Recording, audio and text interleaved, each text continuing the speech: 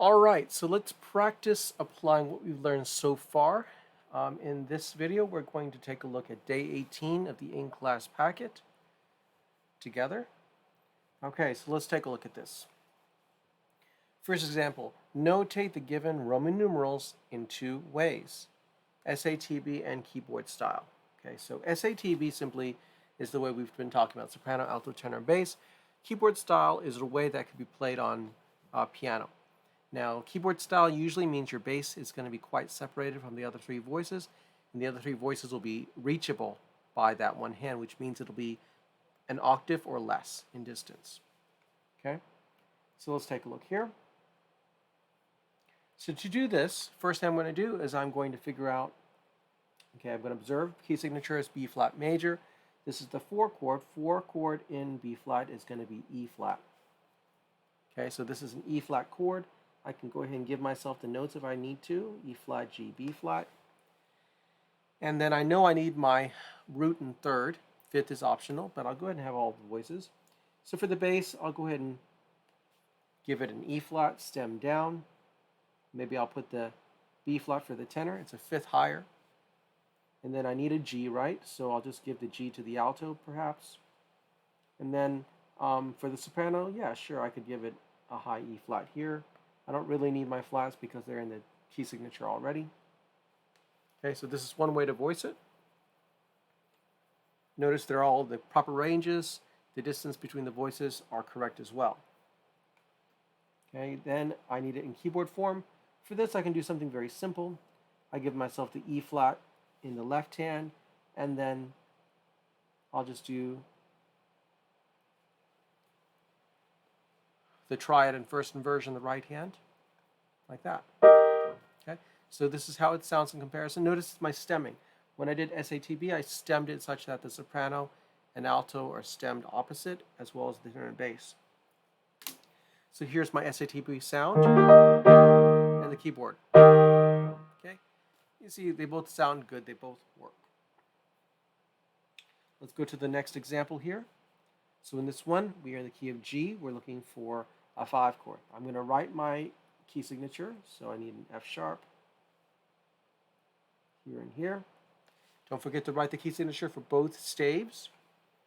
A 5 chord is going to be a D major chord. Okay, I can give myself a little cheat sheet here. D, F sharp, A is what I need. So let's do D for my bass. We'll just do the fifth for the tenor. And then sure, we can do something very similar. F sharp for the alto, D for the soprano. Notice the voicing is identical. I used exactly the same spacing. Okay. I can use the same spacing here.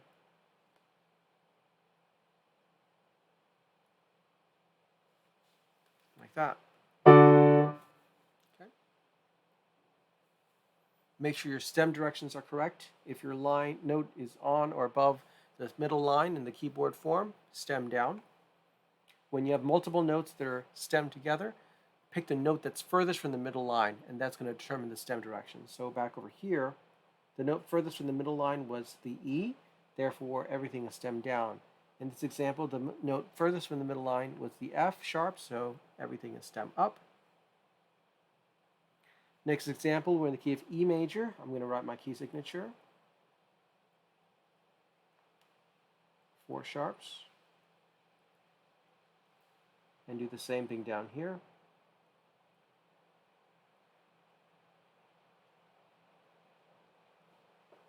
Okay.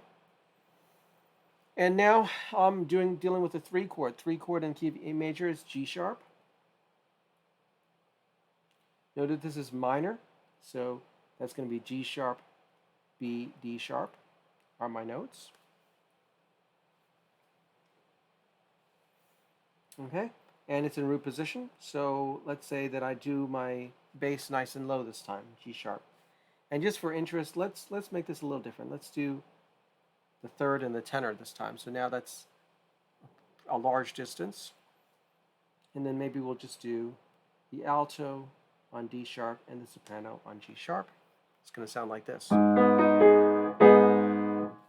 And for my keyboard form, I'll do exactly the same notes, but look at how I notate it. G sharp, D, B.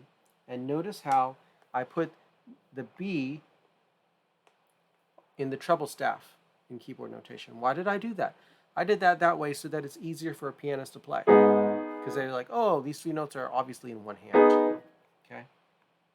If you wrote the B down here, it would be a little confusing because you know, a pianist might try to reach that, and that'd be a very big stretch. We'll do one more example. A major, 3 sharps.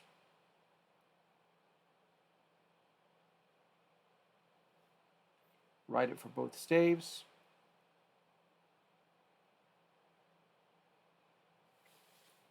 It's a 4-chord first inversion, so 4-chord is D, and because it's in first inversion, this is going to be D over F sharp.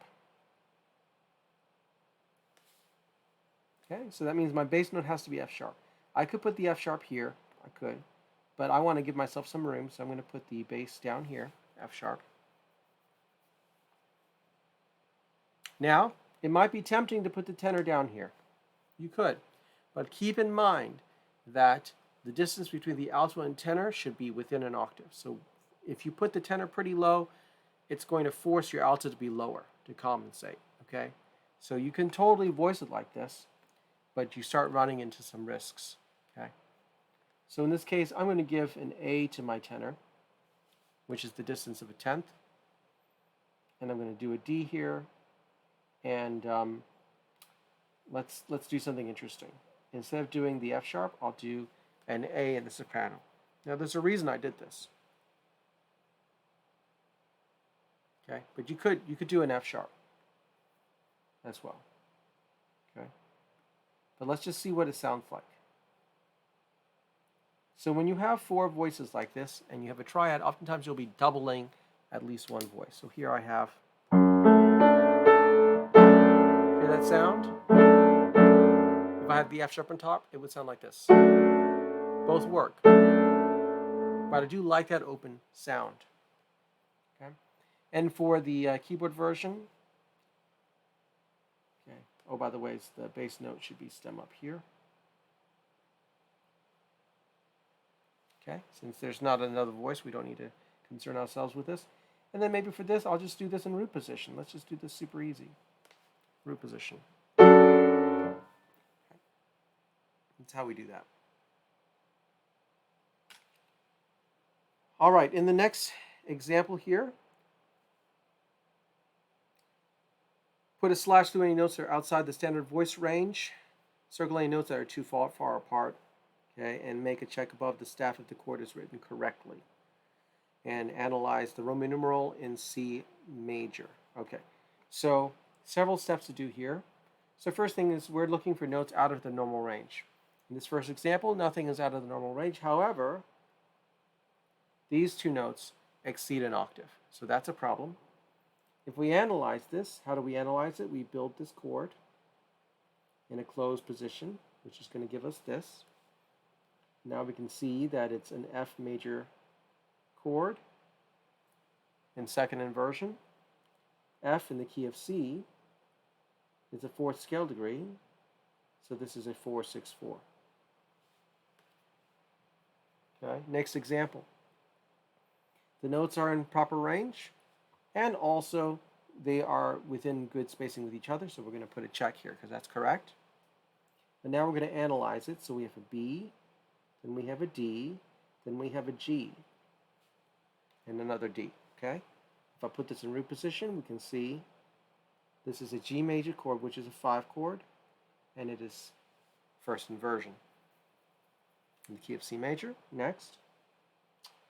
If we look here, it's hard to read. I think, is that supposed to be an F? It's a little blurry on my score here, but I think that's supposed to be, that doesn't really make sense as an F. So let's just assume that the line is not showing, okay? And that's a G there. So we have a C, a G, a C, and an E. So obviously this is a C major chord. If we check our voicings, this is starting to push the registration a little bit, but yeah, it's still sort of there, right? Tenor can sing a G, give it a check mark. And in this case, this is just a 1 chord. Do a couple more of these. Next one here. Okay, now we're starting to get a little bit high, but it's still technically in range, so we'll keep that okay. However, the alto and tenor do exceed an octave. That's a problem. And if we build this out, G, B, and D, this is just a 5 chord. Okay. Do one more for good measure. Obviously, these two notes are a problem. They exceed an octave. You can see how this is really reversed. There's a lot of space between the highest notes and very little space between the lowest notes, so that's kind of a problem.